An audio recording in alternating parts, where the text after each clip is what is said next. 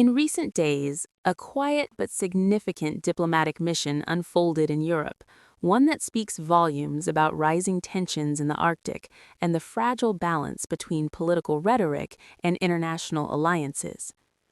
A bipartisan delegation from the United States Congress traveled to Denmark and Greenland with one clear objective: to calm growing concerns after former U.S. President Donald Trump made renewed statements suggesting the United States should take control of Greenland, even hinting at economic punishment for countries that oppose the idea. While the comments themselves did not represent official U.S. policy, their impact was immediate and serious. Denmark and Greenland, both key partners of the United States and NATO, reacted with alarm. European leaders worried not only about sovereignty, but about what such rhetoric means for stability in the Arctic region, an area that has become increasingly important in global geopolitics. The congressional delegation, made up of both Democrats and Republicans, sought to send a different message, one rooted in diplomacy, respect for sovereignty, and alliance stability. They emphasized that Congress does not support coercive tactics, territorial threats, or economic intimidation against allies. Instead, they stressed that Greenland's future belongs to its people, and Denmark's sovereignty must be respected under international law. This mission was not accidental, nor was it symbolic. It was a deliberate attempt to lower the temperature after Trump's remarks reignited a controversial idea he first floated years ago: the notion that Greenland could or should belong to the United States. To understand why this matters, we need to step back and look at Greenland's strategic importance. Greenland is the world's largest island, rich in rare earth minerals, oil, gas, and untapped natural resources.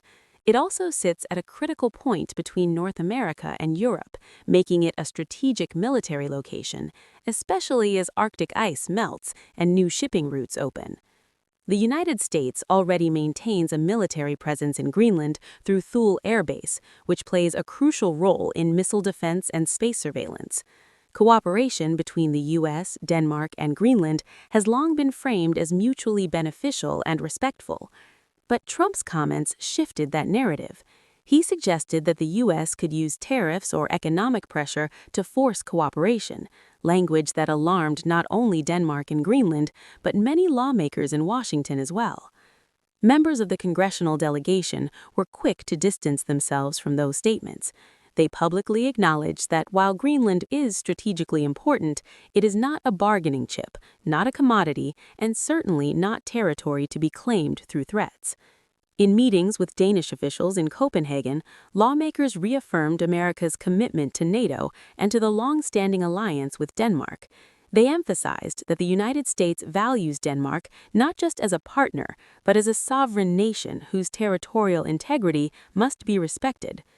The delegation also made clear that Congress has constitutional authority when it comes to matters of war, territory, and international agreements, a subtle but important reminder that no U.S. president can unilaterally seize foreign land. Greenlandic leaders were equally firm in their response. They reiterated that Greenland is not for sale, not for trade, and not open to foreign takeover. While Greenland maintains a close relationship with the United States, its path forward will be decided by its own people through democratic processes and self-governance. For Greenland, the issue goes beyond Trump's comments.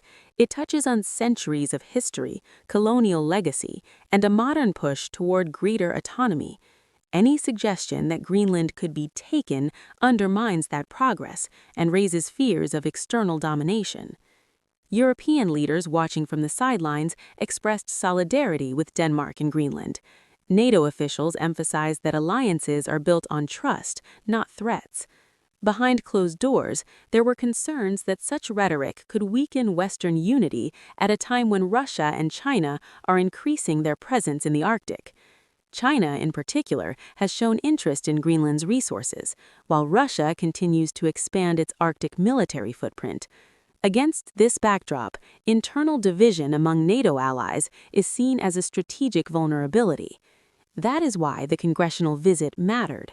It served as reassurance not just to Denmark and Greenland, but to Europe as a whole, that the United States government is not monolithic and that Congress can act as a stabilizing force when political rhetoric becomes destabilizing. Lawmakers involved in the trip repeatedly emphasized that alliances are America's greatest strategic asset. They warned that undermining allies through economic or territorial threats only benefits geopolitical rivals.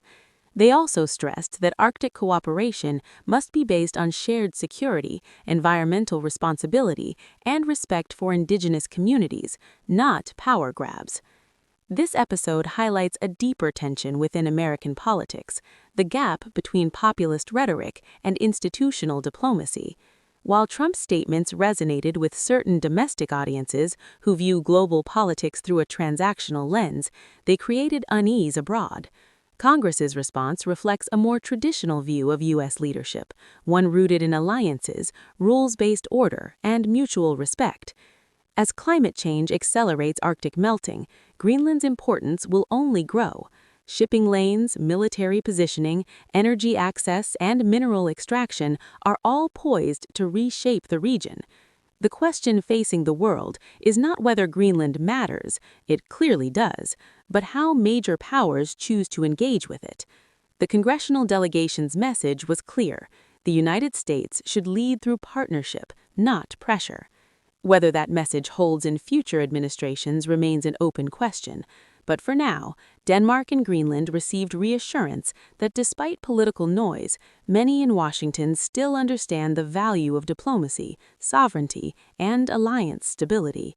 And in an increasingly uncertain world, that reassurance might matter more than ever. The situation also reopened an uncomfortable conversation inside the United States itself about how much power a single political figure should have to reshape foreign policy through words alone. Even without formal action, statements from a former or current U.S. president carry enormous weight. Markets react, allies recalibrate, rivals probe for weakness. In this case, Trump's remarks forced diplomats and lawmakers into damage control mode, reminding the world that America's political system includes multiple centers of power. Congress, unlike the executive branch, operates slowly and deliberately. Its involvement in this moment was meant to project stability. Lawmakers wanted to show that America's alliances are not subject to sudden impulses or personal ambitions. Behind the scenes, officials acknowledged that Denmark and Greenland were less concerned about an immediate takeover and more worried about long-term unpredictability. The fear was not invasion, it was erosion of trust. Trust is the foundation of NATO. When allies begin to question whether the United States respects borders, autonomy, and international agreements, the entire alliance weakens. And in the Arctic, weakness is quickly exploited. Russia has spent the last decade rebuilding Soviet-era bases across the Arctic Circle. It has deployed advanced missile systems, expanded its icebreaker fleet, and asserted control over key shipping routes.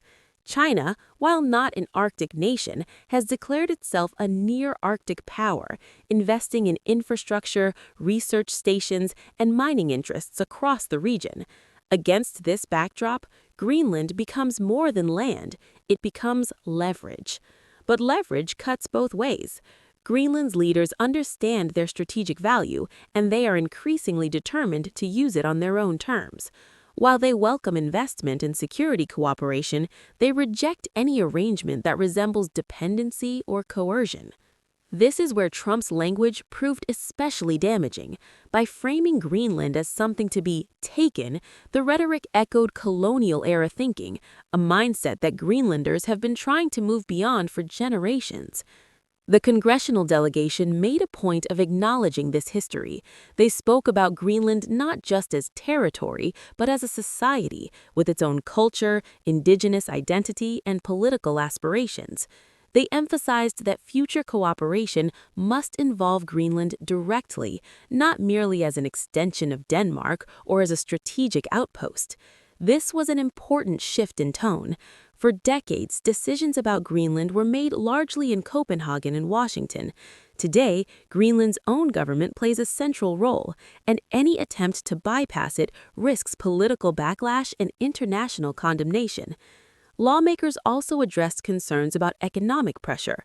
Trump's suggestion that tariffs could be used to force compliance alarmed European leaders because it weaponized trade against allies. This tactic, more commonly associated with disputes between rivals, undermines the idea of collective security. Members of Congress were blunt in private discussions.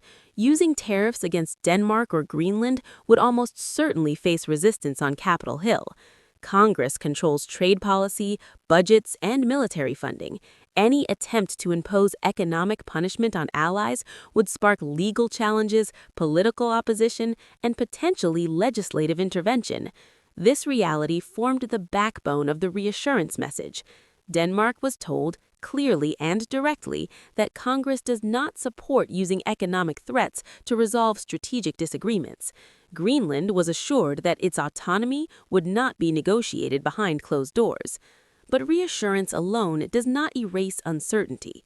European diplomats quietly questioned what would happen if similar rhetoric returned during an election cycle or worse, during a crisis. The Arctic is not insulated from global conflict. As ice melts, competition increases. What was once a frozen buffer zone is becoming an open arena for power projection. This is why language matters. A single statement can trigger defensive military planning, redirect investment, or embolden adversaries. In geopolitics, perception often becomes reality. The congressional delegation understood this, and they used their visit to emphasize continuity. Regardless of political leadership, they argued, the United States remains committed to NATO, to international law, and to peaceful cooperation in the Arctic. They also stressed the importance of environmental stewardship. Greenland is on the front lines of climate change. Melting ice is transforming its economy, its geography, and its role in global politics. Lawmakers acknowledged that any future engagement must balance security interests with environmental responsibility. This point resonated strongly with Greenlandic officials, who fear that a rush for resources could permanently damage their land and way of life. For them, sovereignty is not just political, it is ecological. As the meetings concluded, the delegation made one final point. America's strength lies not in acquisition, but in alliance. The United States already has access to Greenland. It already has military cooperation. It already benefits from strategic positioning in the Arctic. None of that requires ownership. Ownership would complicate everything. It would provoke legal battles, international condemnation, and long-term resistance from Greenland's population. Cooperation, by contrast, offers stability and legitimacy. This distinction between control and partnership defines the broader debate. Trump's rhetoric represents a worldview where power is measured by possession. Congress's response reflects a worldview where power is measured by influence and trust. Which vision prevails will shape the Arctic's future. As the delegation departed Denmark and Greenland, tensions eased, but they did not disappear. The episode left behind a lingering question: how fragile are alliances in an age of political volatility? For now, diplomacy held. Denmark felt reassured. Greenland felt heard. Europe felt steadied. But the Arctic is a chessboard, and every move matters. What this episode ultimately reveals is that the battle for influence in the Arctic is not just about territory, it is about values. Whether global powers choose intimidation or cooperation will determine whether the region becomes a zone of conflict or collaboration. And as the ice continues to melt, the world will be watching closely.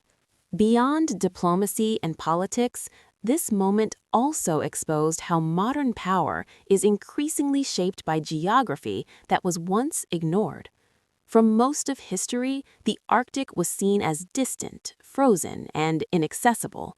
Today, it is emerging as one of the most contested regions on Earth. Climate change has not only altered temperatures, it has altered strategy. As sea ice retreats, new shipping routes are becoming viable, cutting weeks off traditional trade paths between Asia, Europe, and North America. Whoever influences these routes gains economic leverage. Greenland sits at the heart of this transformation. This reality explains why global attention has intensified. But attention brings pressure. Greenland's leaders face a difficult balancing act.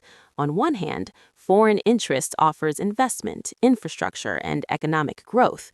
On the other, it risks turning Greenland into a pawn between great powers.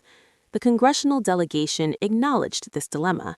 They spoke openly about how the United States must avoid repeating historical patterns where powerful nations impose their will on smaller ones under the guise of security or development. This acknowledgement was not merely rhetorical. It reflected lessons learned from past conflicts where coercion led to long-term instability and resentment. Trump's remarks, by contrast, reopened wounds that many believed had healed. For Denmark, the issue was deeply personal. As one of America's oldest allies, Denmark has stood alongside the United States in NATO missions, wars, and diplomatic efforts. Any suggestion that Denmark could be pressured or bypassed struck at the heart of that relationship. Danish officials privately expressed concern that such rhetoric could encourage other powers to test alliance boundaries. If a major ally can be threatened, what message does that send to smaller ones? This concern extended beyond Europe. Allies in Asia and the Middle East watched closely. They understood that today it was Greenland, tomorrow it could be another strategically important region. That is why Congress's intervention carried global significance. By reaffirming respect for sovereignty, lawmakers were not just speaking to Denmark and Greenland, they were speaking to the entire alliance system built after World War II. That system depends on predictability. Unpredictability creates openings for rivals. Russia, analysts note, carefully tracks fractures within NATO. Any sign of internal discord is quickly exploited through propaganda, military posturing, or diplomatic maneuvering. China, meanwhile, prefers economic influence. It invests quietly, builds dependencies, and waits. Arctic access fits neatly into this long-term strategy. Greenland has already faced difficult decisions regarding Chinese investment in airports, mining projects, and infrastructure. Each proposal forces Greenlandic leaders to weigh economic benefits against strategic risks. The congressional delegation encouraged transparency and multilateral cooperation, warning that opaque deals could lead to future vulnerability. They stressed that partnerships must be sustainable, economically, politically, and environmentally. This emphasis reflects a broader shift in U.S. strategy. Rather than dominating territory, the focus is increasingly on shaping norms and institutions. Influence, not ownership, is the goal. Yet Trump's rhetoric challenges this approach. It appeals to a segment of the population that views global politics as a zero-sum contest, where gains must be visible and tangible. In that worldview, land equals power. But international relations rarely work that way. Land without legitimacy becomes liability. Greenland, if forcibly controlled, would require constant military presence, enormous financial investment, and political suppression. Cooperation, by contrast, requires far less and yields far more. Congressional leaders quietly made this case during their visit. They framed partnership as strength and warned against actions that could isolate the United States diplomatically. This warning was especially relevant given the fragile state of global order. Conflicts in Eastern Europe, tensions in the Middle East, and instability in the Indo-Pacific have already stretched diplomatic resources. Opening another front, even rhetorically, risks strategic overextension. Denmark and Greenland were receptive to this message. While concerns remain, officials acknowledged that the congressional visit helped stabilize relations. It demonstrated that American institutions still function as checks and balances, even during periods of political turbulence. But trust, once shaken, takes time to rebuild. Greenland's leaders emphasized that future engagement must include them directly, not as an afterthought, but as equal participants. This insistence reflects a growing confidence within Greenland itself. As self-governance expands, so does the expectation of respect.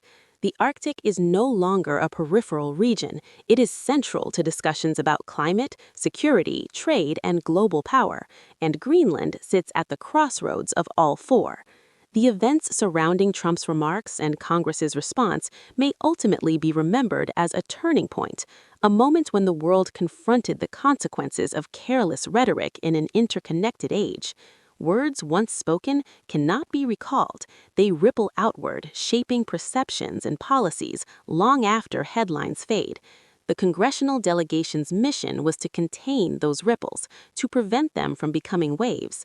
Whether they succeeded will depend on what comes next. Future leaders will face the same strategic realities, the same temptations, and the same choices. Will Greenland be treated as a partner or as a prize? Will the Arctic become a zone of cooperation or competition? These questions remain unanswered, but one thing is clear. The world is warming, the ice is melting, and geopolitics is shifting northward. And in that shifting landscape, restraint may prove more powerful than ambition.